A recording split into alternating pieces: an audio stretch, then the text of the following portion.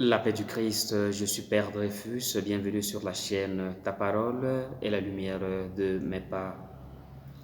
Ce dimanche, l'Église célèbre le 23e dimanche du temps ordinaire A. Les textes qui nous sont proposés pour notre méditation sont les suivants. La première lecture est tirée du livre du prophète Ézéchiel au chapitre 33, le verset 7 jusqu'au verset 9.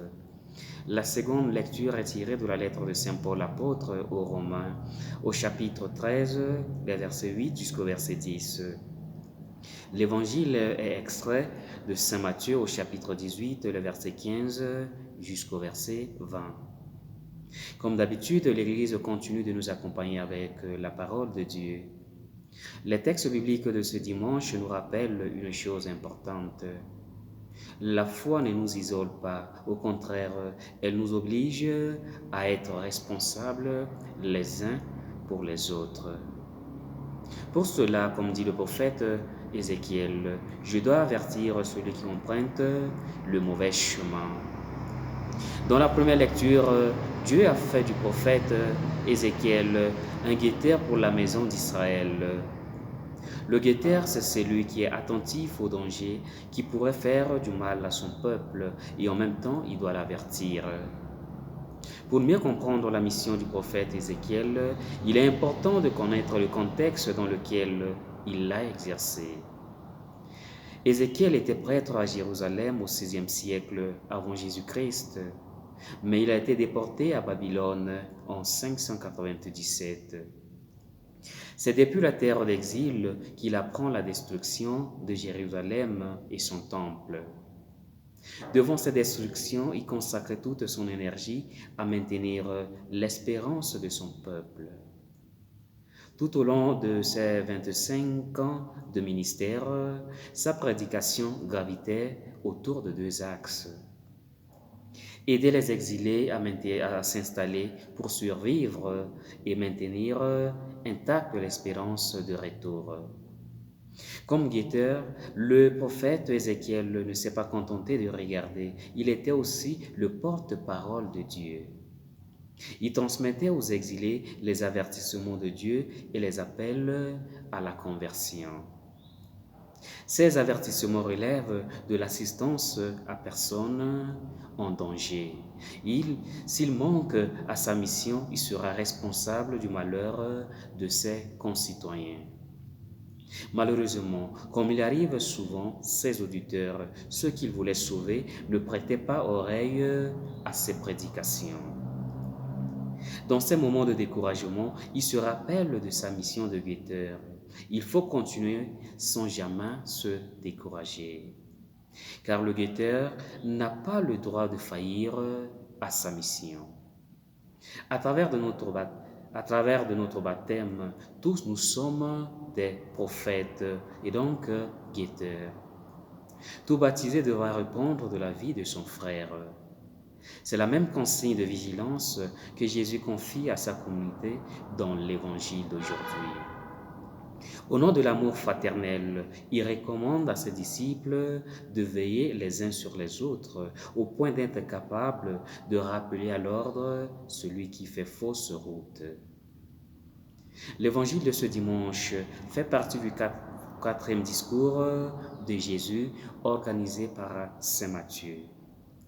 Il s'agit du discours communautaire qui parle des relations entre les membres de la communauté chrétienne.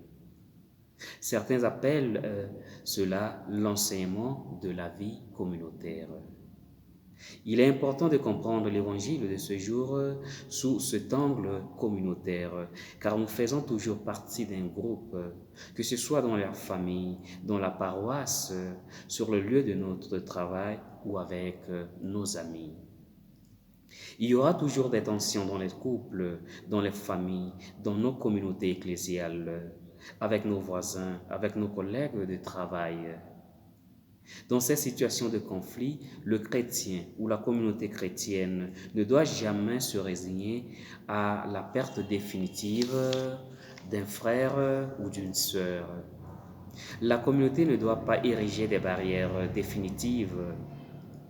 Elle doit se montrer toujours capable d'accueillir, de pardonner, de se réconcilier, de permettre le retour de celui ou de celle qui s'est éloigné.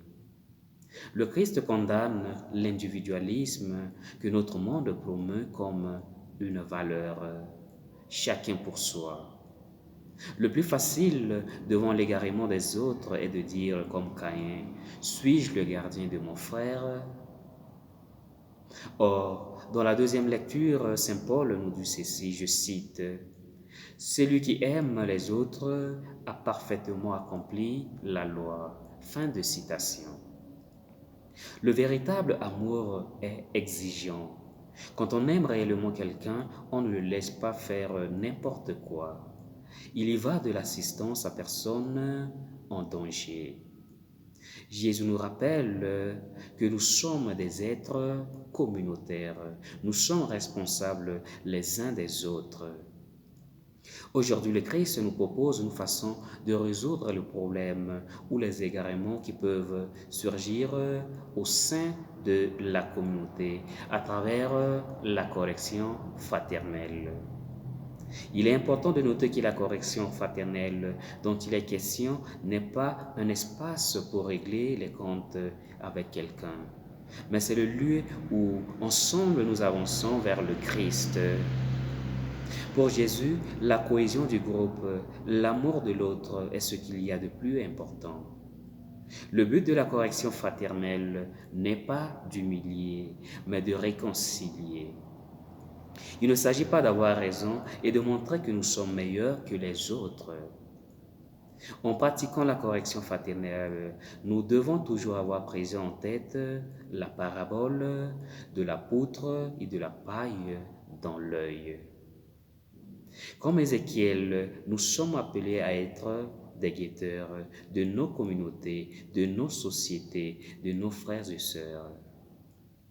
Mais nous devons bien comprendre ce rôle de guetteur. Être guetteur ne signifie pas se mêler systématiquement à tout et être toujours prêt à faire la leçon à tout le monde. Jésus ne nous invite pas à nous poser en redresseur des torts.